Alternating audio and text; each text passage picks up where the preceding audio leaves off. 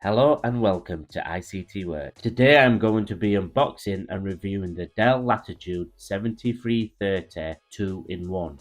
This is Dell's 13.3-inch lightweight and premium business range laptop. Now this laptop model has become end of life, which means you can potentially pick these up at a fraction of its RRP. Coming up, I'll be covering the topics on screen now, and I will be answering why it's become my favorite Dell Latitude model. This is a specification of the laptop I will be reviewing today on screen, and in my opinion it's the perfect balance of budget and performance. Let's find out what's inside the box. I'll put the laptop to a side and have a look at the accessories first.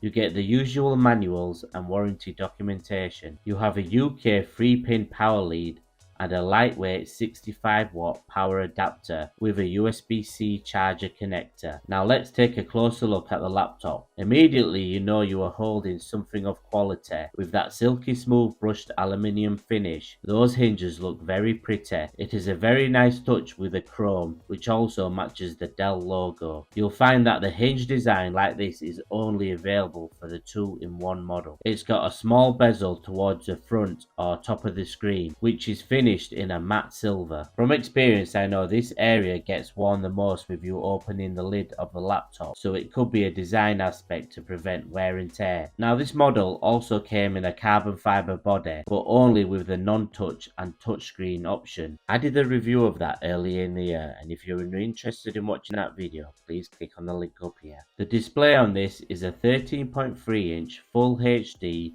16:9 IPS panel with anti-glare, anti-slip. It's a touchscreen with a screen resolution of 1920 by 1080 at 60 Hz.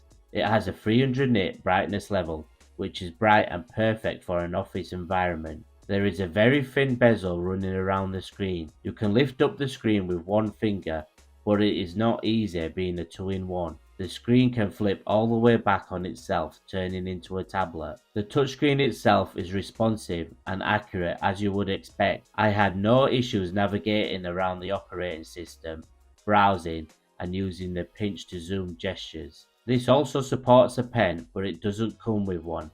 The colour on the display looks accurate, so it will be great for lightly editing in applications such as Photoshop. These are the other screen options you can get with this model. This particular model has a 12th gen i5, but it was available with an i7 processor. Both have a 12MB cache, 10 cores and 12 threads. The i5 runs up to 4.4 GHz on turbo, and the i7 runs up to 4.8 GHz on turbo. The i5 will happily run most things you throw at it, and as I mentioned earlier, it is the processor I would choose for performance and budget reasons. It has an integrated Intel Iris Xe graphics. Now you could potentially play some games with this GPU. I'll demonstrate how Call of Duty Warzone performs later on. You could possibly use it to do some light video editing. I even have some engineers at work who use it to model in Solid Edge.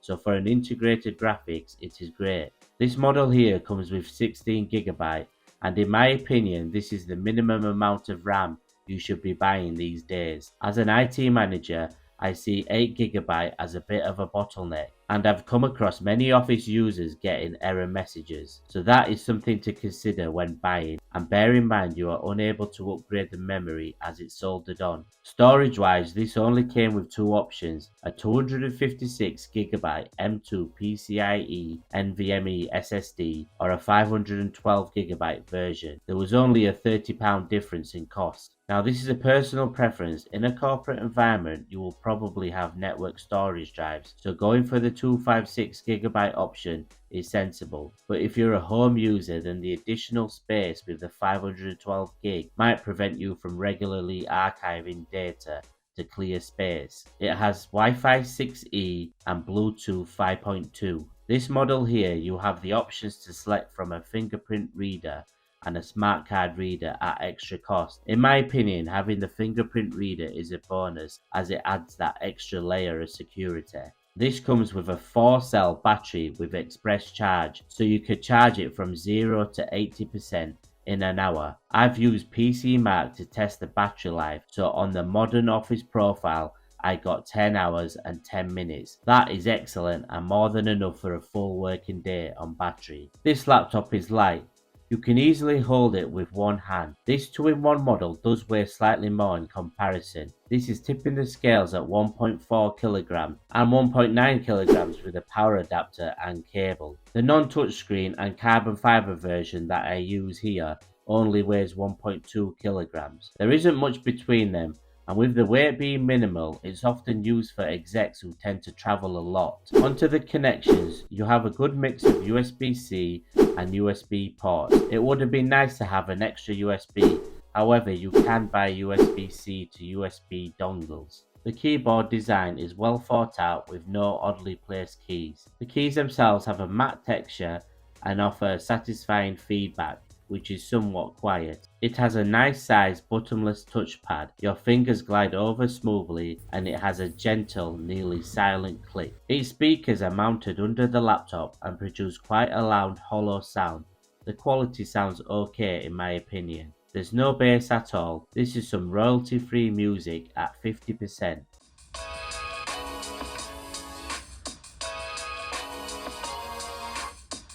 And now 100%.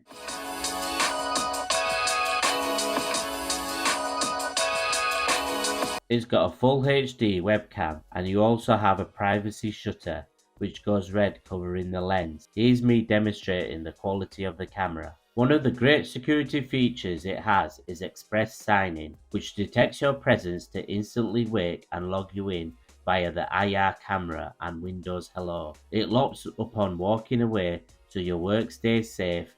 This feature alone saves so much time, and I will highly recommend it. Another security feature it has is onlooker detection, which notifies you when someone is peering at your screen and will dim or blur your screen, while look away detects knows when your focus is elsewhere and dims to further protect privacy and save battery life. You are able to log in with a fingerprint reader if you have selected this as an option. Now on the subject of gaming, I loaded Call of Duty Warzone on here and managed to get 25 frames per second, which drops to around 20 on performance mode, which isn't great, but it's playable. I even managed to complete the round and escape the war zone, something I've never been able to achieve on my PC, so that alone suggests it's playable. Or did my teammates carry me? I'll let you decide. I ran it through some benchmark tests, and on screen is the results for it. The model that I have here would have been well over £1,200 when new, but with it going end of life you can get them at a steal or check out the second hand market like eBay. We paid just over £600 excluding VAT, and at that price it's a bargain. I would recommend this for anyone who's travelling a lot or moves around a lot in their job. The ability to turn it into a tablet is great for those who are presenting and those who are working on the go like myself. I use the 7320 non-touch, and it being small and light is perfect for me when making changes on the go, but the 2-in-1 gives me that extra functionality and allows me to work on the go, so I will definitely transition to one of these. If you find yourself in an office or at home, then plugging it into the Dell WD22 TB4 docking station with the Thunderbolt cable allows you to connect to 2 additional screens and connect all your accessories instantly, which in turn allows you to be very productive. I reviewed this dock earlier in the year, so please consider watching that video. I hope you enjoyed the video. If you did, please give it a like. If you have any questions, please hit the comments below, and for more videos like this, please consider subscribing. Thank you for watching.